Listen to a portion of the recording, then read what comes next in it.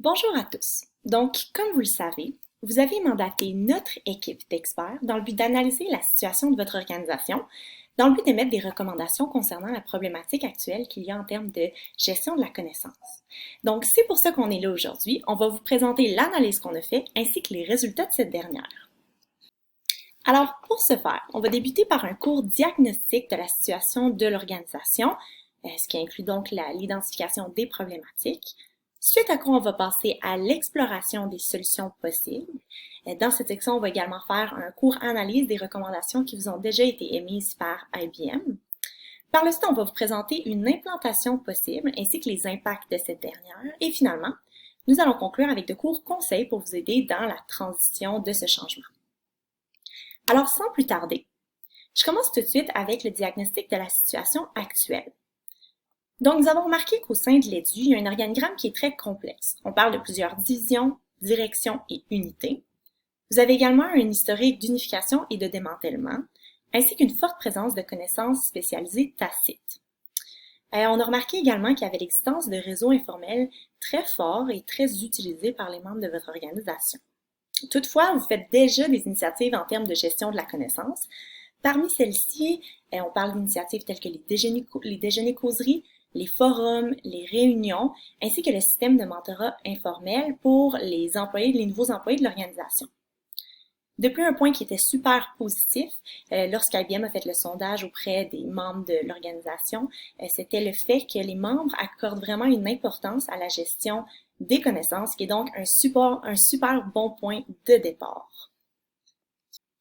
Donc, désormais que les faits saillants ont été présentés, on va passer à la présentation des problématiques qui ont été identifiées. Pour nous aider dans notre analyse, on a décidé de séparer tous les sous-problèmes en 4 grandes catégories de problématiques. Donc, tout d'abord, l'absence de cartographie. Donc, au sein de l'EDU, il y a une difficulté à trouver l'information nécessaire, puis également une difficulté à associer les experts avec leur bon domaine d'expertise.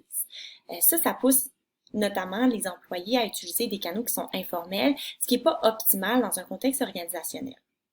La deuxième grande catégorie de problématiques identifiées concerne les systèmes de gestion des connaissances qui est désuet. À ce moment-ci, on parle vraiment du système de stockage des connaissances.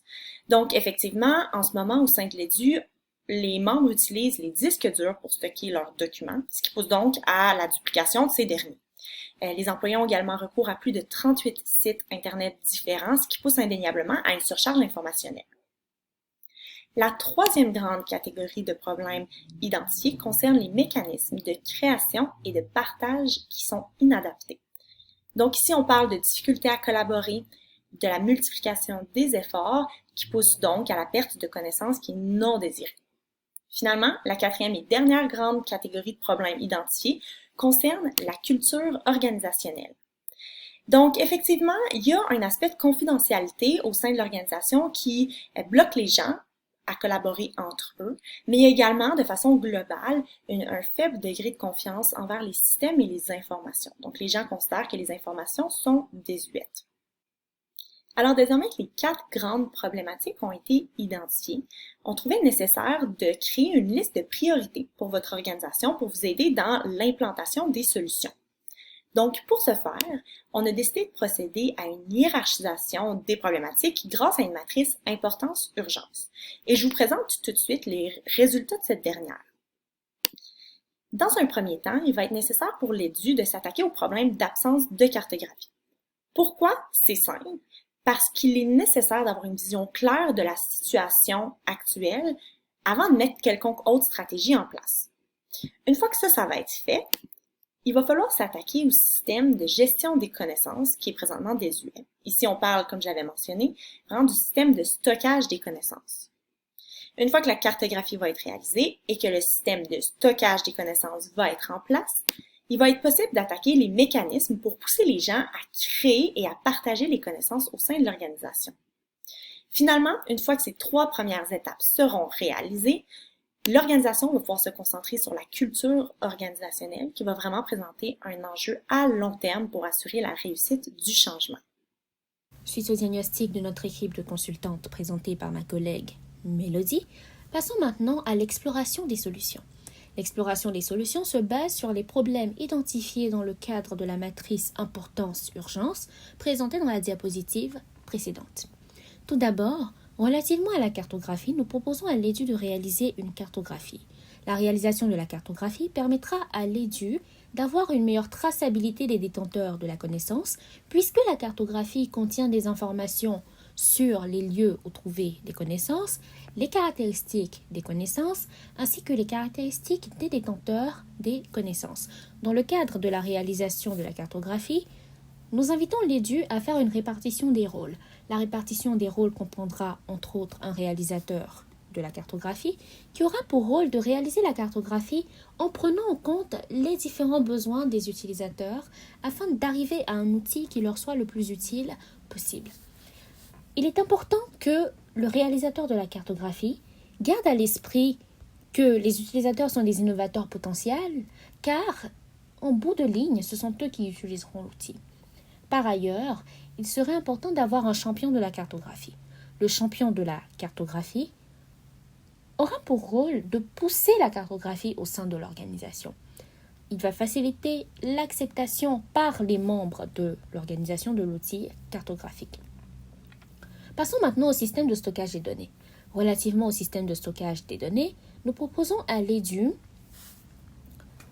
de regrouper ces 38 sites Internet en un seul, qui va constituer l'intranet de l'EDU et qui va permettre aux employés de trouver les connaissances codifiées et les informations dont ils ont besoin dans le cadre de leur travail plus facilement et plus rapidement. Pour la sécurité de l'intranet, nous proposons à l'EDU d'utiliser une authentification à 2 facteurs qui pourrait se faire par exemple par l'utilisation d'un mot de passe et d'une question de sécurité. Passons maintenant aux infrastructures et mécanismes de création et de partage. Relativement à ces infrastructures et mécanismes, nous proposons à l'EDU d'utiliser les 4 formes de conversion de la connaissance regroupées sous l'acronyme ceci de Nonaka et Takeshi, afin de réduire le risque de destruction accidentelle des connaissances qui pourraient être dommageables pour l'organisation.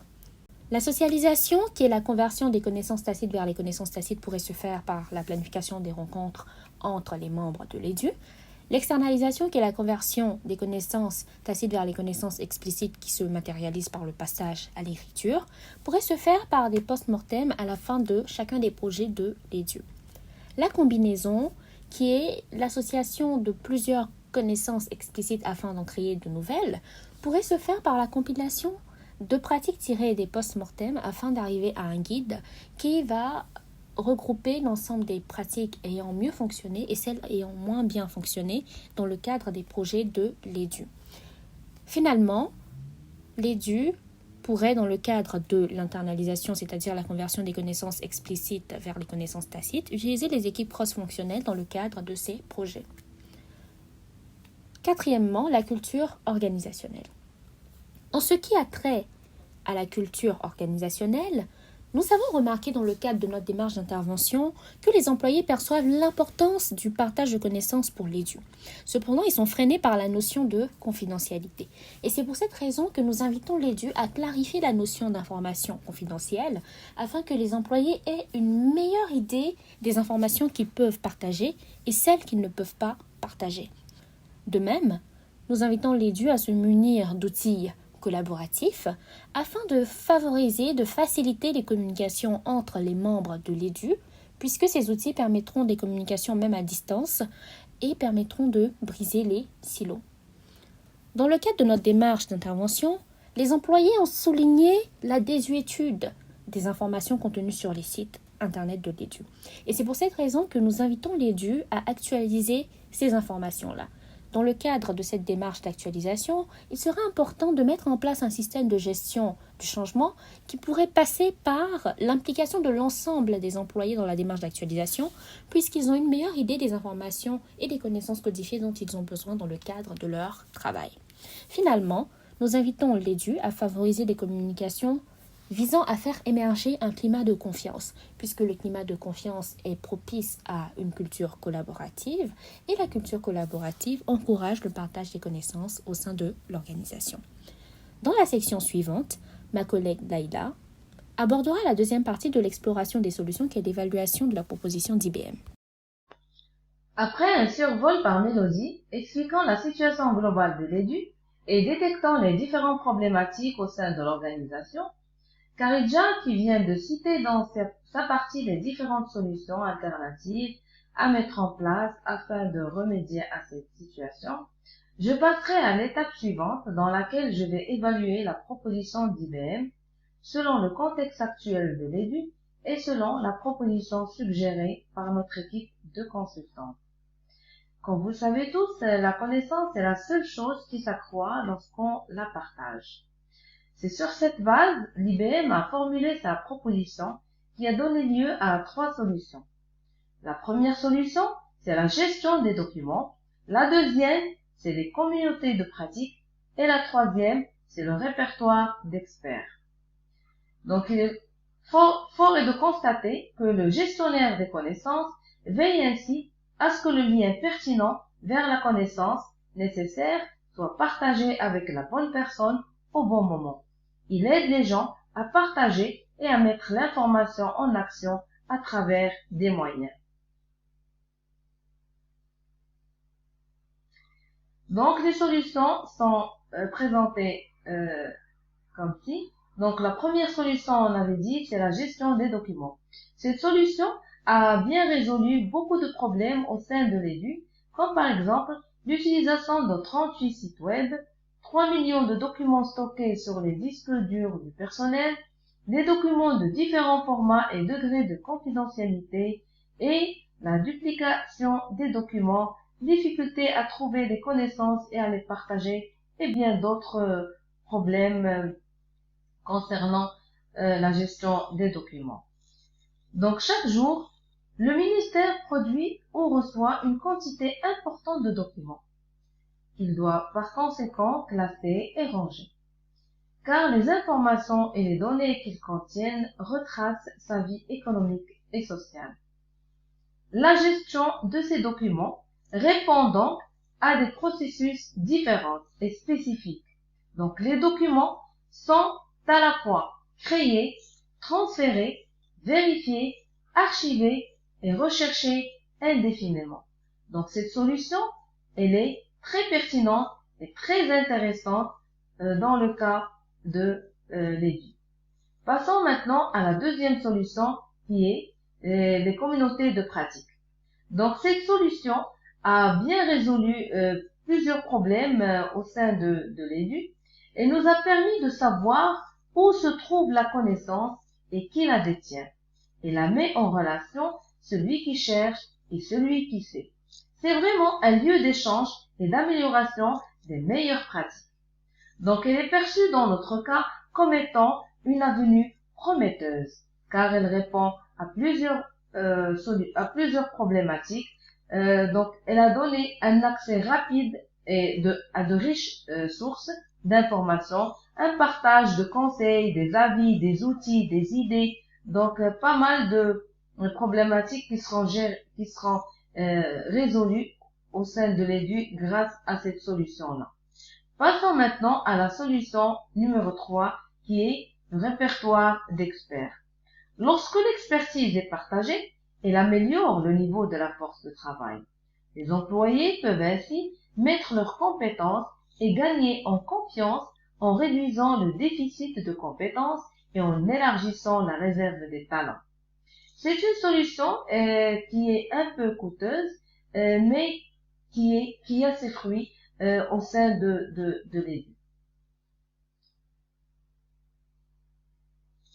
Donc, globalement, la solution d'IBM s'avère très intéressante, très pertinente, dans la mesure où il a pu résoudre la plupart des problèmes de l'EDU.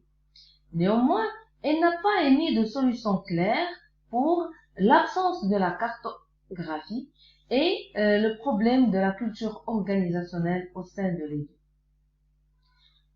Alors, vous vous demandez sûrement, et certainement, quelles sont les solutions retenues par notre équipe. C'est ce que Nathalie va développer tout à l'heure. Alors maintenant qu'on a pu explorer plusieurs solutions, il nous apparaît évident qu'on doit en choisir quelques-unes pour restreindre le nombre de solutions possibles pour faire en sorte que le projet soit de un viable et de deux un succès. Donc la première des choses, selon nous, sera de procéder à la cartographie pour être capable d'avoir une bonne vue d'ensemble des différents rôles et des compétences des gens à l'intérieur de l'organisation. De cette façon, la haute direction sera en mesure de pouvoir cerner assez rapidement quels sont les gens qui ont le plus de connaissances tacites et ainsi soit avoir besoin d'eux pour former d'autres personnes ou encore pour participer au projet de centralisation de la documentation. Ce qui m'amène à la deuxième solution, qui est assurément d'adresser la gestion des documents. Donc, comme les documents sont dispersés à travers plusieurs différents sites web, il faut que la documentation soit centralisée et ça pourrait être fait via, par exemple, un intranet. Donc, ça va aussi permettre de faire en sorte de mettre à jour la documentation et également d'éliminer toutes les duplicata qu'il pourrait y avoir au sein des différentes divisions. Par le fait même, et c'était également une solution retenue par IBM, on croit que ce serait bénéfique d'avoir un répertoire d'experts, donc un endroit où les experts pourront échanger et déposer de l'information de façon anonyme s'ils le désirent, ce qui va faire en sorte que ça va peut-être permettre une participation additionnelle puisque les gens ne s'en sentiront pas sous pression. Ensuite, les mécanismes de création et de partage étant inadaptés, on est d'avis que l'instauration de communautés de pratique sera bénéfique également pour l'organisation. Donc, les communautés de pratique étant des groupes de personnes qui sont rassemblées dans le but d'adresser une problématique bien précise. On croit que ça va aider également à faire en sorte de partager la connaissance puisque ces équipes sont souvent multifonctions. Ensuite, les initiatives inspirées de la spirale de Nonaka et Takushi, donc la socialisation, l'externalisation, la combinaison et l'internalisation, sont à notre avis également des outils qui pourront aider au partage et à la création de connaissances. Si on pense par exemple à la réorganisation des espaces de travail qui se voudrait comme une façon d'aider au partage, donc d'aider à la socialisation. Une des initiatives, cela pourrait aider énormément l'organisation. Et enfin, au niveau de la culture organisationnelle, des outils de communication, des outils collaboratifs, une meilleure notion de confidentialité apportée au sein de l'organisation, ainsi qu'un système de soutien au changement pourront aider la culture organisationnelle à migrer vers une culture qui est davantage orientée vers le partage.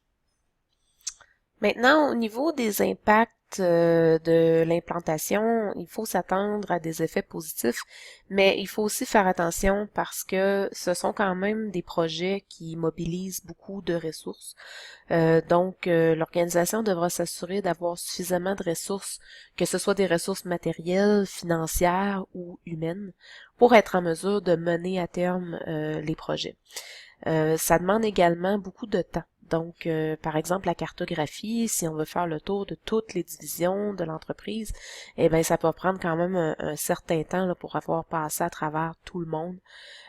Donc, c'est quand même des projets d'envergure et il faut bien les planifier et bien les exécuter. Donc, l'organisation se doit de faire une bonne gestion de projet à ce niveau-là.